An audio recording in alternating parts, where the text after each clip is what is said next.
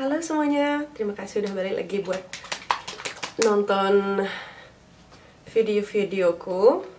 Gak nyangka udah sampai 500 subscribers. Jadi makasih banyak buat semua yang udah nonton, yang udah subscribe, yang udah komen pendapat negatif atau positif. Semua aku terima, semua aku anggap important. Jadi kita ngelanjut lagi ke, kalau nggak salah aku bilang deh, tiap sekali sebulan aku mau bikin video. Jadi topik kali ini agak beda.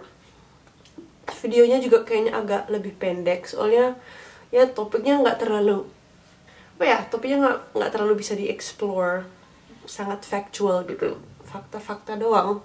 Seperti yang sudah kamu baca, title dan judul video ini adalah Kenapa Orang Bule Selalu Kaya. Nah, kenapa aku bikin judul videonya seperti ini? Itu karena pas aku tinggal di Bali, pas aku besarnya di Bali, biasanya tuh dianggap stereotip kalau orang kulitnya putih, matanya biru, ngomong bahasa Inggris, orang-orangnya pasti punya uang, atau mereka ya bisa ngeluarin lumayan banyak atau lebih dari orang Indonesia gitu ya. Nah, setidaknya itu aku gedenya kayak gitu, aku sering kayak gitu. Ada stereotip bahwa kalau kamu bule, kamu punya uang gitu. Pas aku kecil SD tuh diketawain karena dibilang nggak tahu caranya nyapu, nggak tahu caranya ngepel, pernah cuci piring nggak. So there's a stereotype juga kalau kamu bule pasti kamu punya mbok atau orang yang bantu bersih-bersih di rumah gitu ceritanya. So aku kira let's do this today. Aku udah bawa buku, tulis semua pengeluaran aku sama masukan, gaji, and everything, and I'm going to explain to you sebagai seorang bule gimana sih kenapa kita selalu ada uang atau kelihatan seperti kita selalu ada uang kalau kita jalan-jalan. So, let's go. Okay, so topik pertama atau subkategori pertama itu adalah gaji.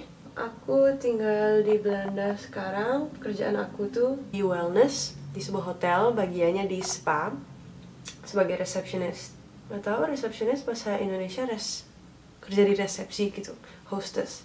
Jadi aku nge-welcome orang, ngecek apa tamunya semuanya happy, bla bla bla bla.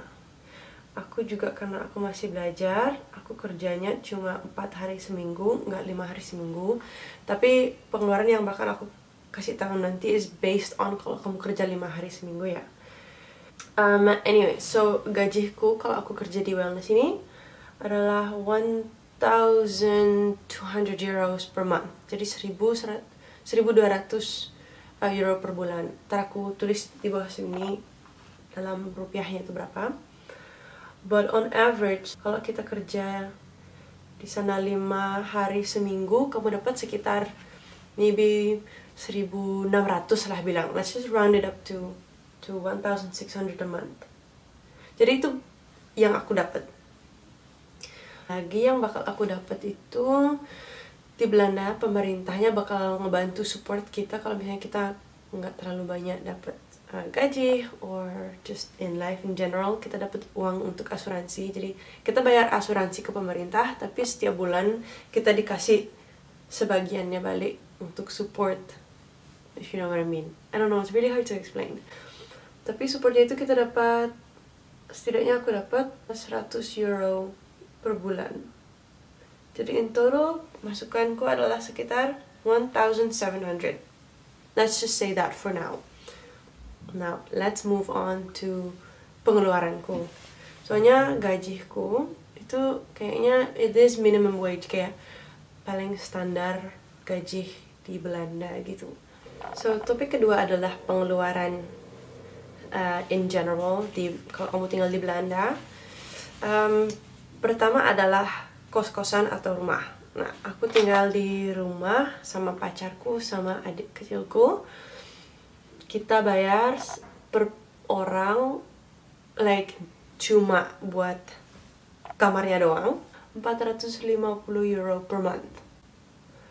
Must I say 450 itu termasuk lumayan murah buat tinggal di Amsterdam. Ini like capital of the Netherlands gitu loh. Jadi lumayan murah. Dan itu cuma buat kamarnya doang. Per bulan juga kita harus bayar listrik, gas, air, sama heater karena kita dingin.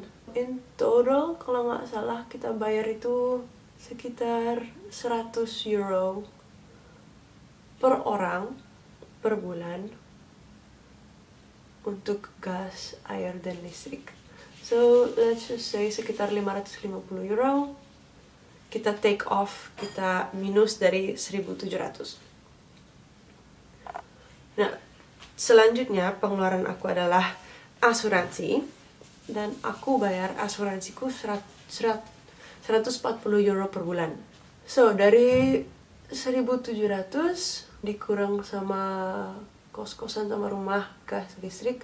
Sekarang juga kita kurangin dari asuransi 140 euro.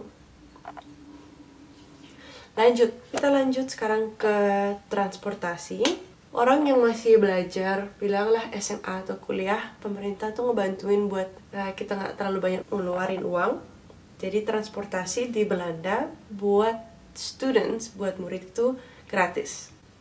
Semua public transport seperti tram, metro, kereta api itu kita dapat sebuah kartu yang kuning, isi foto kita, terus itu kita bisa milih antara mau gratis itu dari Senin sampai Jumat, jadi pas kamu sekolah, atau dari Jumat sampai Minggu biar kamu bisa pulang ketemu orang tua sampai kita lulus kuliah actually.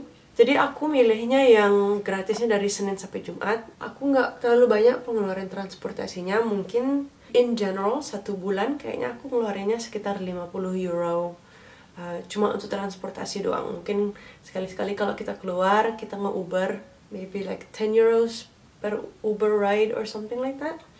Jadi it's not so bad.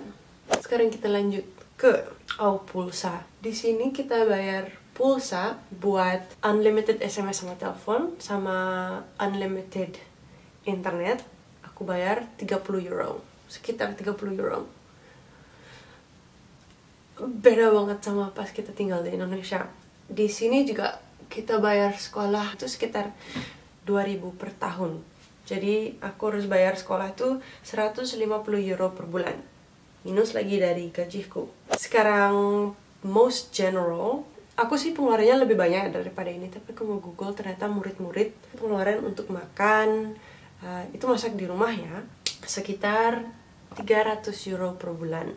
Nah, beda lagi kalau kamu mau keluar makan di restoran. Karena cola di sini harganya sekitar 2 atau 3 euro kalau kamu ke restoran. Kalau kamu mau makan spaghetti, pizza, 10 euro. Jadi itu 300 euro kalau masak di rumah itu kamu milih or makan di rumah sebulan atau 10 spaghetti di restoran. Dan yang paling terakhir pengeluaranku adalah ya kalau misalnya aku lagi pengen beli baju baru, atau kita ke klub, atau ada theme park yang pengen kita kunjungi, apalah acara-acara yang pengeluarannya itu ekstra di dalam bulanmu, aku tulis sekitar 150 euro. So setelah kita minus semua masukan aku dengan semua pengeluaran aku, sisa uangku sekitar 310 euro. Itu yang nggak aku pakai, bisa aku simpan di dalam bank buat anything else. Nggak mungkin lah ya, dari 310 itu selalu per bulan aku bisa nyimpan 310 euro. Soalnya kadang transportasi lebih banyak, kadang pulsa lebih sedikit. Seringnya itu pasti aku ngeluarin lebih banyak daripada like the standard yang aku tulis sekarang. So let's say, paling bagusnya itu sekitar 200 euro per bulan. Pas aku besar di Bali itu, kehidupan kita tuh agak lebih apa adanya gitu. Jadi hari ini kalau kita bosan ya kita kemana. Jarang sih kita ada kayak planning buat bulan depan atau apalagi tahun depan. Pasti cuma besok atau ya lagi 2 hari ke Bedugul yuk gitu. Setahu aku stereotip di bule atau mungkin cuma di Belanda, nggak tahu juga ya. Mentalisasinya tuh the mindset is lebih ke kita simpan semua uangnya per bulan dan tahun depan kita bisa jalan-jalan ke Bali gitu. Jadi mentalnya lebih very far long term. Jadi setauku kalau misalnya teman aku pengen jalan-jalan ke Bali itu dari tahun depan, dia dari sekarang udah mulai nyimpen uang. So that's what I'm also trying to learn. At best, kalau aku bisa nggak terlalu banyak shopping dan ngeluarin makanan dan beli spaghetti di mana-mana, aku bisa nyimpan sekitar 200 euro per bulan. Itu dikali 12. Soalnya aku tahun depan pengen ke Bali, let's say. I have 2.400 euro buat jalan-jalan di Bali. Sekitar 1.000 goes to ticket. Mau hotel megah kek, mau makan spaghetti tiap hari kek, mau ngerent motor, mau surfing, mau ke Monkey Temple, pengen jalan-jalan tuh aku ada uangnya. Karena orang Belanda, let's say, mereka udah mulai nyimpan dari tahun lalu buat jalan-jalan. Stereotype orang luar banyak uang itu sebenarnya nggak bener. The reason why mereka ada uang tuh karena mereka udah dari kecil tuh udah belajar buat nyimpen uang buat long term, buat ke tahun-tahun ke depannya. Ini yang aku jelasin tadi itu cuma example kecil. Dibandingin dari umur 16, aku kenal orang-orang yang dari umur 16 udah mulai kerja sambil mereka sekolah buat nyimpen uang buat nanti mereka bisa beli rumah. Like, segitu jauhnya mindsetnya orang-orang Eropa, I guess, kebanding sama Asia. Aku nggak bilang satu yang benar, satu salah. Aku nggak bilang di Indonesia tuh kehidupannya nggak benar. Soalnya udah jelas kan orang-orang Belanda itu pengennya jalan-jalan ke Indonesia, ke Bali, karena mindset di Bali tuh santai, relax. Nggak usah pikirin tahun depan, lihat nanti aja. Like, that's a really nice and calming, relaxing mindset. Itu juga ada bagusnya gitu kan. Cuma aku pengen ngejelasin buat orang-orang yang mikir atau assume semua di sini punya uang. That's not true. Aku emang beruntung, orang tuaku lucky. Kita terima kasih, kita selalu ada buat beli makan. Kalau perlu ke dokter kita selalu ada uang. Tapi ya of course nggak semua orang di luar negeri itu beruntung lah bilangnya. Anyways, videonya I know agak controversial, tapi itu intinya channelku. Aku bikin video-video yang gak terlalu nyaman buat didengar. But thank you so much for watching. Sorry makeupku gak selesai. Sorry videonya agak pendek. Kalau kalian suka that it's a different theme, kita ngomongin topik lain, please let me know. Comment, like, subscribe. Kalau kalian lebih suka nonton video tentang video-videoku yang lain yang lebih tentang pengalaman seks, atau kalian ada pertanyaan tentang berhubungan intim, komen di bawah biar aku tahu video selanjutnya tuh harus tentang apa. Anyways, thank you so much and see you next time.